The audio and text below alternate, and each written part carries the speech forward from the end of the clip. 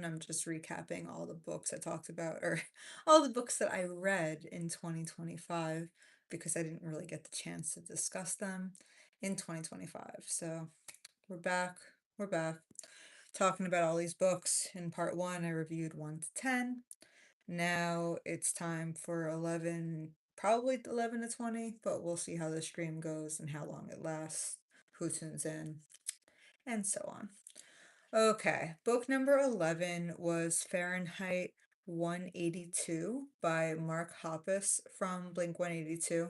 And Blink 182, if you're a millennial like me, they were one of the most like prevalent bands in our formative years.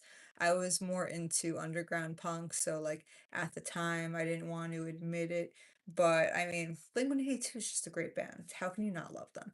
So, it was great to read about everything he'd gone through from before the band formed and how he grew up into having the band form, and then, the later years when things started to fall apart and how it all kind of came back together full circle. So, um, I mean, that's pretty much it. It's very straightforward. It's just inside look to the basis of Blink 182's life, and I enjoyed it. I gave it 4.3 stars. The next book I read, it's a very special book to me, a book very near and dear to my heart, and it was a self-help book. And I'm not huge on self-help books, but this was genuinely the greatest self-help book I ever read, because this book genuinely helped me to transform my life. I'm not going to say this book transformed my life, because no book is going to transform your life. Like, you're the only person who can do that. But a book can give you the tools to make the changes that are necessary. And so it says it's reconnecting. So, okay. I think the service is good. I hope. I'm sorry if the internet's like spotty right now. But anyway, before I read this book, like, I was in a very dark place, and I also felt stuck in my job. I didn't like it at all. And once I read this book, it like completely transformed everything and actually opened me up to finding, I even begin to express like what a difference this book made in my life. So that's You Can Heal Your Life by Louise Hay. I give it 5 stars. Now, look, this book's a little pseudosciency. It's very much about like affirmations, intentions, how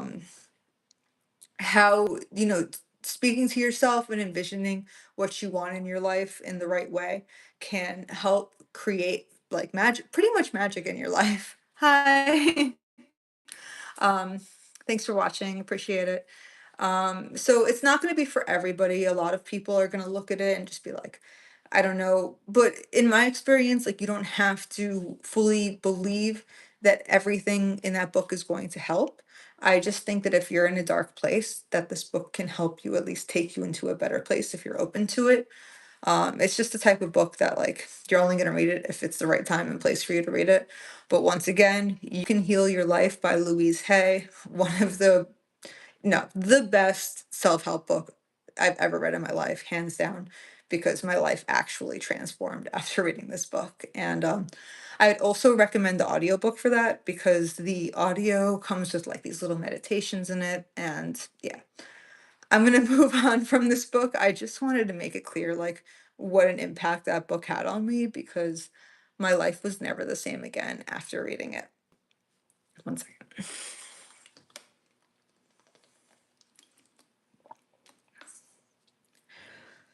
Okay, this next book, I don't think that many people are going to be interested in, so I'll talk about it quickly. It's called Nachbar Nummer 5, by Angelika Bonn, which is German. It's one of those books that's like for people who are learning languages, and listening is my worst skill. Oh my God, what is going on with the I'm sorry guys, the internet connection's so bad, and I there's nothing I can really do about that. Like, it was working fine before. Anyway, Um, but I find her writing to be very good. Like, I think that, I mean, if you speak German, you should definitely give her books a try, whether you're learning it or you're a native speaker, because she's just a very creative and funny author. Like I said, Angelika Bonn, it's Angelikabohn. There's no English translations of her books because her books are written for German learners. Hey, thanks for tuning in. Appreciate it. Um, but her books are great. I gave that book 4.2 stars. The next book was once again, oh man, it's hard because a lot of these are books that I don't know how many people are going to be interested in. I'll try to rush through those. But it was actually the Spanish version of the book, the children's book, The Rainbow Fish, because my Spanish is so bad that the only books that I can read in Spanish are children's books. So it was El Pez Arco Iris. I don't even know if I said that right. Like my Spanish is basura. Uh, but I'm trying. I'm trying. I actually really don't like this book at all. I think it's a terrible message. Like when you're a kid, if you read The Rainbow Fish when you're a kid, it's such a beautiful book, right? Like the illustrations are incredible and it teaches you this message about sharing. But it's very deceptive because when you get older, you realize that the messaging is very disturbing, okay? You get older, you look at it, and you realize that it's pretty much teaching you that unless you give up what makes you special in order to please everybody else and like you dim your own light so other people's light can shine more, that nobody's going to like you, and that's the lesson that the book has to teach. So while I agree that like learning to share is an important life lesson, I think that The Rainbow Fish is genuinely a very disturbing book, kind of an ideological book. Don't want to get too much into that. I really don't agree with it. I don't agree with what it's pushing at all. And I think it's kind of dangerous to give those ideologies to kids. Um, oh God, it's saying the connection is very bad. Hold on a second. Let me see what I can do. Let's see. I really hope that people can still see this. It says it's a bad connection. Okay, I think it's better. I had to shut my Wi-Fi off because my localized internet is not doing me any favors today. So anyway, moving on. Oh yeah, so that book's written by Marcus Pfister, and I gave it 2.5 stars, and that's pretty generous, but it is a beautiful book, so I'll give it that. And for children, they find it very engaging because when I was a kid, I thought it was a very engaging book. So as much as I disagree with it, it's hard for me to like give it 1 star, you know? Like I'd like to, but I'm not going to because I'm fair. I like to think I'm fair. The next book was another German book for German learners, Angelika Bonn again, Der silberne Kugelschreiber, real fast because I don't think anybody's going to care about that. It was an incredible book. And it's funny when people write these books for like learners of other languages because they very often fall short because they're written with the sole purpose of trying to teach people how to learn a language. And the plot often becomes secondary. But Angelika Bonn is a writer who like even if she didn't write for students, she's just a very talented writer. This was a story about a girl who gave up on writing. She had like an abusive boyfriend who kind of convinced her that writing was a waste of time. And she went she like lost her pen that inspired her. That was like a gift from this man who's like a librarian and inspired her when she was a kid. And she lost it, and the pen goes on like this journey like all around Germany and somehow ends up back in her pocket. I won't give away the ending, but that's pretty much the gist of it. It was a very cute story. I gave that one, what did I give it? 4.2 stars. Now moving on. The next book was part of the Alibi series from Amazon. I'm kind of a sucker for these Amazon short story series. I always enjoy. Greetings from Leeds, UK. Hi, welcome. Thanks for watching. It's cool to have you here. Um, it's cool to have people from other countries watching for sure. Um, Now let's see, let's see. Yeah, so Death Row by Frida McFadden was the first of this series, and I know where Speed lives. I'm not where Speed lives. I'm not sure what you're referring to, so I'm a little confused here, but it's okay. If you want to elaborate, please do. I'm a little scared to know what you're talking about, though. Hopefully, it's appropriate. Um, anyway, so Death Row, I'm trying to remember this story. It was about a woman who was on death row for, I think, for like killing her husband, or they believe that she killed her husband, but she claims that she didn't. And there was a bit of a twist ending. This was my first story by Frida McFadden, who's like very well known for doing a lot of suspense and just, books that, thrillers, suspense, that kind of thing. So I did not think this book was like phenomenal, but I also kind of enjoyed it. Like it wasn't bad. So I ended up giving it 3.5 stars. I've read one book by her since then, which I liked a lot more, but I hear a lot of her books are like hit or miss, so I'm not entirely sure. Anyway, now let's see.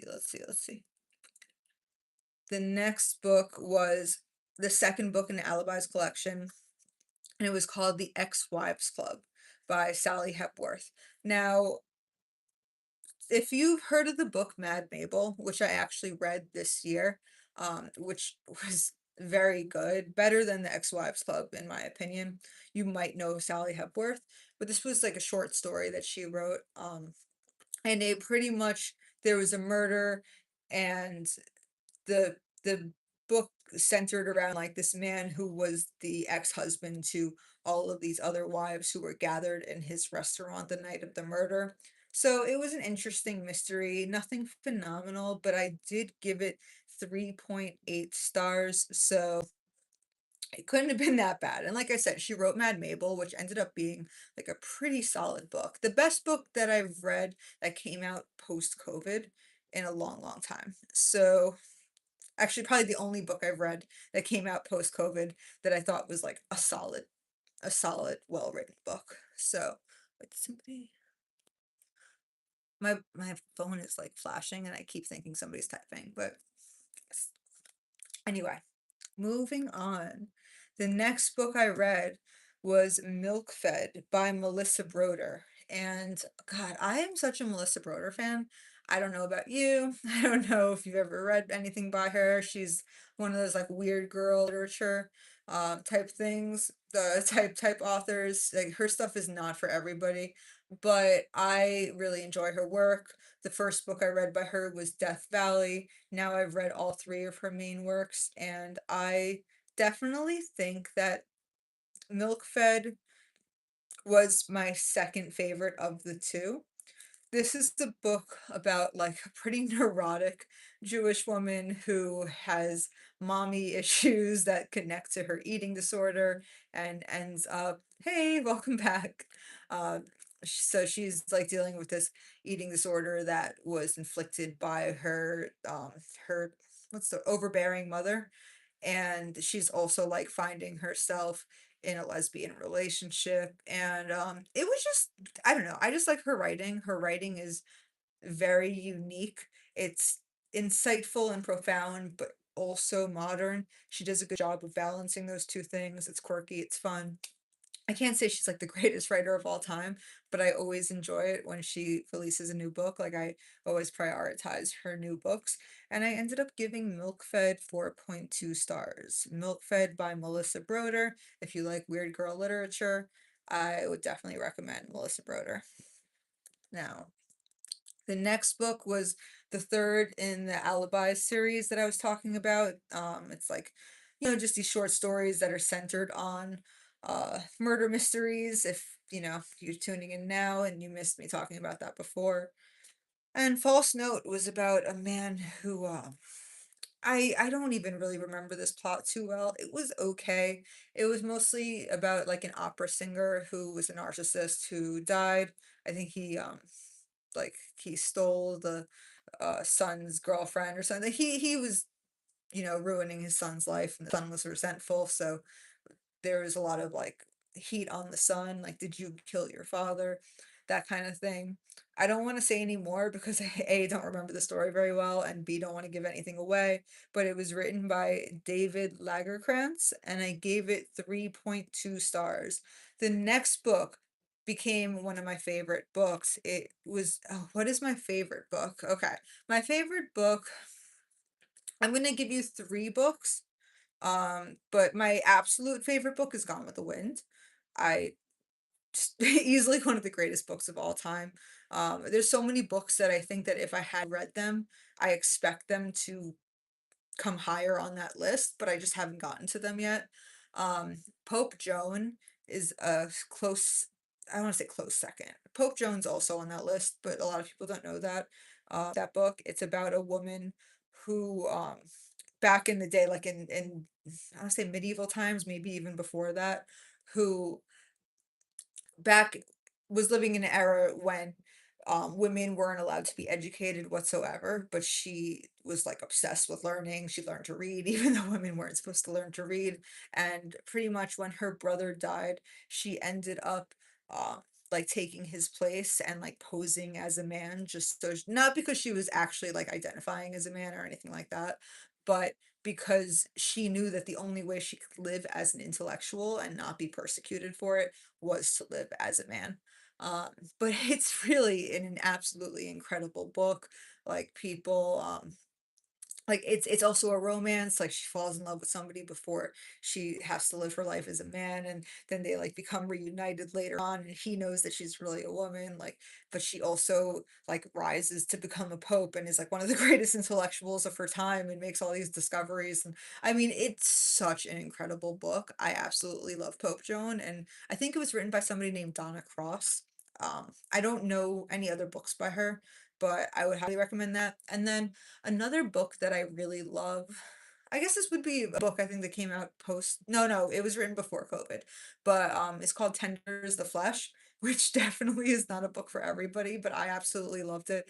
It's about there's like a virus that affects the whole world and makes it so people can no longer eat meat. So like animals are like forbidden for people. Like people don't have pets anymore. They don't eat meat anymore. They don't go anywhere near animals whatsoever. And people being like the psychos that they are, like obviously most people are very good-hearted, I believe. But um, there's always those people who like just care way more about what's convenient to them than to what's actually beneficial or like good for the rest of the world and humanity. And yeah, so what happens is that they start uh, breeding people for human meat. And God, that was such a wild book. I loved it though. Like I couldn't put that book down from start to finish. It has very mixed reviews. You might not like it. Um, Agustina Basterica. Sorry, like once again, anything Spanish like my pronunciation's so bad. But she's a great writer. I still have to read her new book, The Unworthy. Like I say new, it came out like 2 years ago at this point, but I got it when it came out and I still haven't read it yet. Um, did you review Save Me a Seat? Um, I have I haven't reviewed it because I haven't read it yet, but I did save it to so I can read it. So when I read it, I will review it, although it might be a few months before I get to that. But I did write it down, so I'm going to read it. Um, So yeah, just give me a few weeks for that, or maybe months, but I promise you, if I read it, I will review it. Awesome. Thanks. Um, so let's see. Back to the books I was talking about. Yes. So one of my favorites now, I can't say it's like top five favorites, but like top 20 for sure. Flowers in the Attic by V.C. Andrews, which is like one of the most messed up books I have ever read. Oh my God. Okay, first of all, just gonna give like a warning to anybody because this is a very off-putting, like it's even off-putting to me, but it didn't deter me from the book because it's such a great book. There is incest in this book, so like I know that's disturbing, obviously. Like nobody really wants to read that. But this is a book about four children who end up like okay, so long story short, right? I'll try to like sum it up real fast without spoiling like the ending. There are four children who are raised by their parents in a loving, like very wealthy family. But the father dies and it leaves the wife in like a very precarious position where she has to go back to her parents who like really hate her and they did not approve of her marriage because it was like she married her uncle or something, like some weird stuff. I don't think I'd approve of my child in that marriage either, but like the way that they punish her for it is also like just really messed up. So she has to hide these children's existence from her father, and she locks them up in the attic. And she's like, I promise, like, I'm going to get you out of here. We're just gonna live here, and you're just gonna be the secret. You're gonna live in the attic for a few months while I like learn to be a secretary and save up some money, and then I'll get you guys out. But because she's living with her rich parents, she starts like falling into the lap of luxury again, and she starts forgetting about her children and leaving them there. And these kids, like, they're children and they're living in an attic for what I think it was like a couple of years altogether.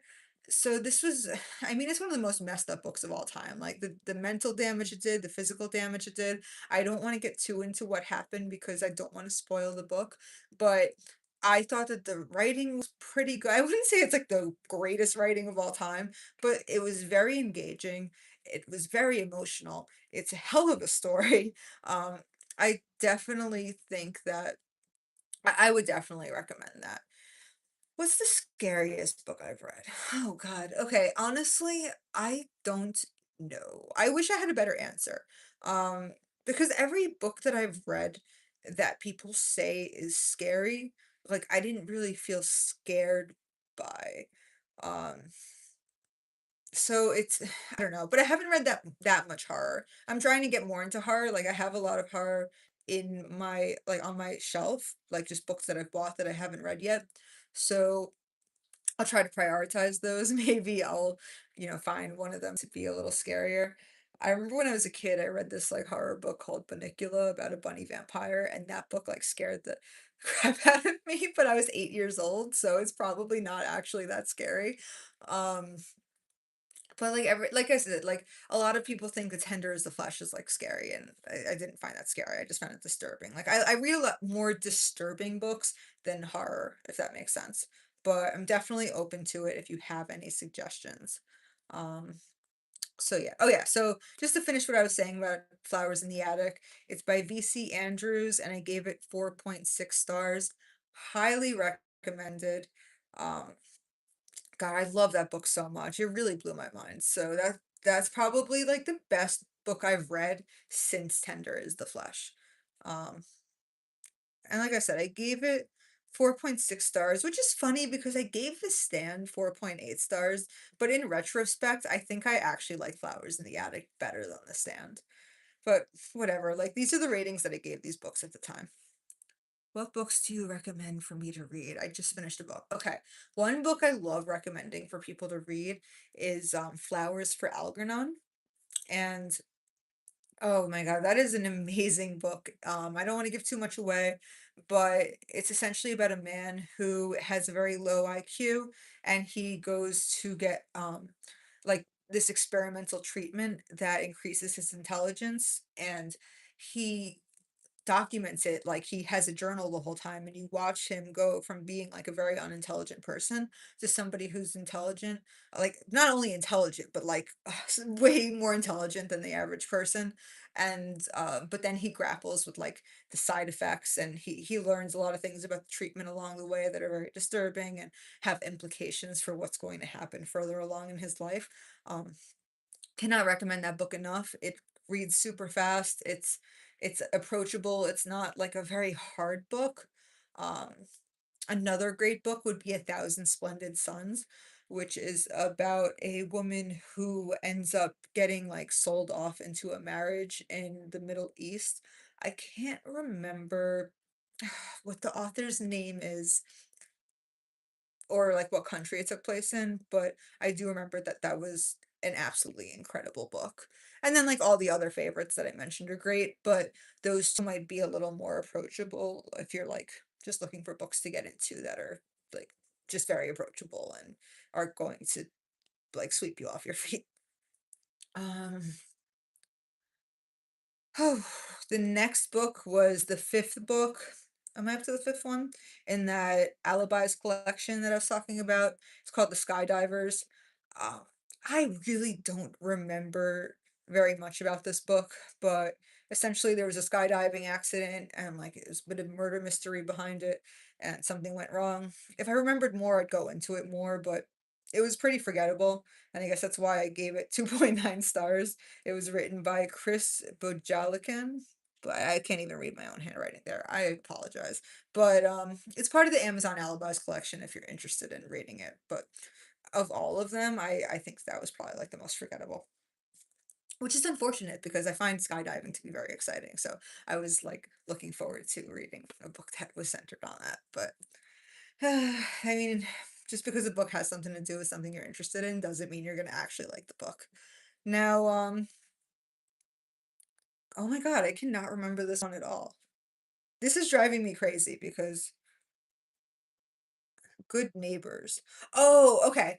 Good Neighbors was another book from the Alibis collection, and I remember this one even less than the Skydivers. So it just had something to do with like there were neighbors to this central couple and like a murder was committed. Once again, these are all murder mystery related books. I don't remember it at all, so I can't say much about it. It's written by Chad Zunker. I gave it 2.8 stars. That's really that. Um, the next book was The Nature of Florida by James Kavanaugh, and it was just like a guide that listed all of the animals and plant life, or like most of the animals and plant life in Florida, and gave you like tips on how to identify them and where you can find them and what times of the year they're available. Nonfiction, very cut and dry, but I liked it. I thought it was beautifully illustrated. I gave it 4.1 stars. Now, the next book I read, this was an awesome book. While Time Remains by Yeonmi Park. This was written by a woman who left North Korea. Now, oh, this is her second book though. This one wasn't as good as her first book. So this is a book who left North Korea, and her first book was called In Order to Live. And I really liked that book a lot. That was like the story of how she escaped North Korea and like learned to live her life. And that book was like incredible. I guess I talked about that in my 2024 reading book or reading, recap.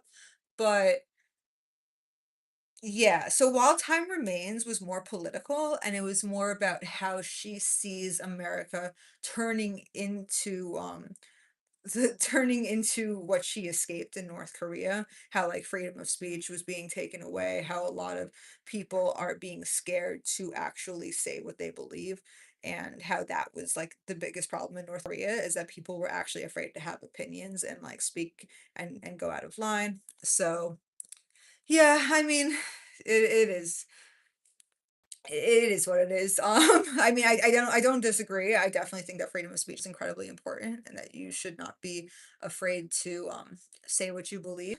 But I did like her first book better. I definitely thought it was a more powerful book. It felt less like talking points. This book was more like talking points, albeit I didn't disagree with them for the most part. Have I been skydiving? Yes, I have. Fun fact, me and my fiance, our first date, and the only time I ever went in my life was skydiving. And that was very memorable. I don't know if I'll ever do it again, but it's something I always wanted to experience, and I think that it's worth experiencing once. Okay. Now the next book I read was You Wanna Be on Top by Sarah Hartshorn or Hartshorn. My handwriting is not as good as it should be for these. Um, That was a pretty good book. It was a retelling or like a memoir of one of the contestants who was on America's Next Top Model. It was very honest. It was very insightful into what life on America's Next Top Model was like. It's funny because like anybody who grew up in my era, like any millennials today who are women, so many of us like wanted to be on that show, right? So it's interesting to see how these girls were exploited and how they were treated. Uh, yeah, I mean, I wouldn't say it was a phenomenal book, but it was very entertaining and like I said, it was insightful, and I gave it 3.7 stars. It's crazy when you're talking for like an hour, your voice, like your throat gets so dry. But I'm gonna keep going. I'm gonna try to keep going. Book number 26 was Animal Farm by George Orwell, a classic. Just kind of a tale about the warnings of communism, what happens when you let an ideology take over and you don't really question it. and just what can happen. God, I really wish this book was more fresh in my mind, but it's just, the dangers of what happens when an ideology takes over the community that you live in, and how even people in communities with the best of intentions, if they're not careful, can turn into the evil that they claim to be working against. And I ended up giving that book 4.8 stars. It's a classic for a reason. It's was it's a cautionary tale, but like for society as a whole. Okay, moving forward, and this was the final book in the Alibis collection on Amazon. This was Small Things by Wanda. Well, I'm going to go and I'm subscribed. Notifications on the next time you do a live will notify me. What animal do I like and have? Oh, thank you so much. I really appreciate that. So I have a bearded dragon over here. Let me see her. Um, So she's my baby. I love most animals. I mean, I'd have a dog, but it's just not like realistic for me to have a dog right now. I actually, like I said, I love reptiles though. I worked with alligators for a long time. I find alligators and lizards to be like the coolest animals ever. Thank you so much for subscribing. I really appreciate it. I have a lot more time than I did going like over the last year now. Like my life's opened up a bit, at least for the next few months. So I'm going to try to post more. I really appreciate it. Have a good night. um, where was I? Where was I? So yeah, Small Things by Wanda Morris. Um, I don't remember this whole series. I don't remember very well, but this was like about a woman who had like the hobby of creating little things in her workshop, and she had a very controlling husband. I remember this focused a lot on themes of fertility and like disappointment and having trouble with fertility and staying in a marriage that isn't giving you what you wanted in life, especially when it's like an abusive marriage. It was very sad. There was a murder mystery in there, like as all of these books in this collection were. I don't remember that part too well, but I thought this was probably the best of the books in that series, and I gave it 4.2 stars. Once again, Small Things by Wanda M. Morris. I would recommend that one for sure. Um,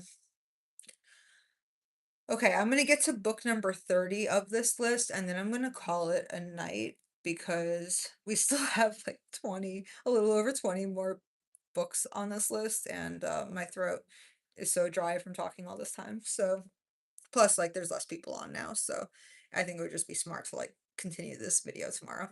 But let's keep going. Three more books and then we'll be good. Um, so yeah, the next book was a nonfiction book called Crocodiles, Alligators, and Lizards by David Alderton.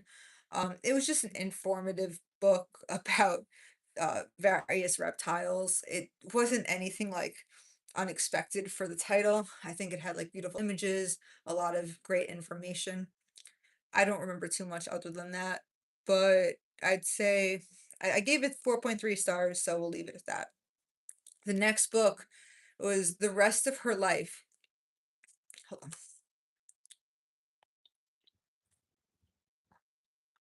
The Rest of Her Life by Laura Moriarty. And oh, okay. So Laura Moriarty wrote a book called The Center of Everything that I read when I was a teenager that to this day is one of my favorite all-time books. Like I love that book. Um, if you want like a nice coming of age book, something that is unsuspected, like you don't expect to be a great book, but is the center of everything. Absolutely fantastic read, great young adult fiction. Um, so I was very excited to read something else by her because up until now, that was the only thing I ever read by her. Now, yeah, so the rest of her life was about a young woman who was graduating from high school and she ran over another girl who was like also graduating from high school or maybe was like a younger student in high school. I can't quite remember.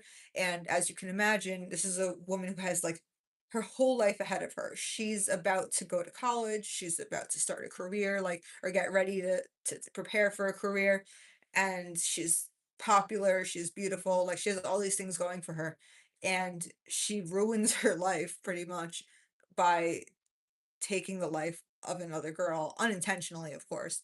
Um, so it mostly focuses on, like, the guilt that she has to deal with from this, and also how it affects the other people in her family around her. And, I wouldn't say it was bad. I gave it 3.8 stars, but was it as incredible as The Center of Everything? Not even close. It did not move me the same way that The Center of Everything did. Now, like I said, I read The Center of Everything when I was a teenager, so maybe if I read it again now, I would not feel that same love for it, and I hope that that's not the case because I really don't want to be disappointed in a book that I, like, loved so much when I was younger. We'll see what happens. I will reread it at some point, but for now, we're just gonna move forward. Now, the next book I read was The Tenant by Frida McFadden, and like I said before, I read, um, what was it? What was it? Oh my god, I can't even remember what the name of it was. Um, it's on my first sheet. Death Row. I read Death Row by Frida McFadden earlier, like a few months beforehand, and I thought it was okay. But something about the cover of The Tenant made me really want to read it. Like I'm not really that drawn to Freida McFadden in general. Um, it's she writes so much, like, I don't know if I trust that, like, everything she writes is going to be such high quality, but The Tenant I thought was a great book. Is it like a masterpiece of literature? Absolutely not. But is it a fun thriller that has, like, plot twists and is exciting to read and is fun to read? Yes, I thought it was a very fun book. It was well written. It was exciting. It kept me guessing. I would recommend The Tenant by Frida McFadden. I gave it 4.1 stars. Um, and actually that was book number 30. So I'm gonna end this video here. There were people tuned in before and it's kind of dying out now anyway. So I'm going to try to finish these next 20 or so books tomorrow. Thank you so much for tuning in. If you watched, I really appreciate it. Thank you so much. And I hope you all have a wonderful night. Thank you. Bye.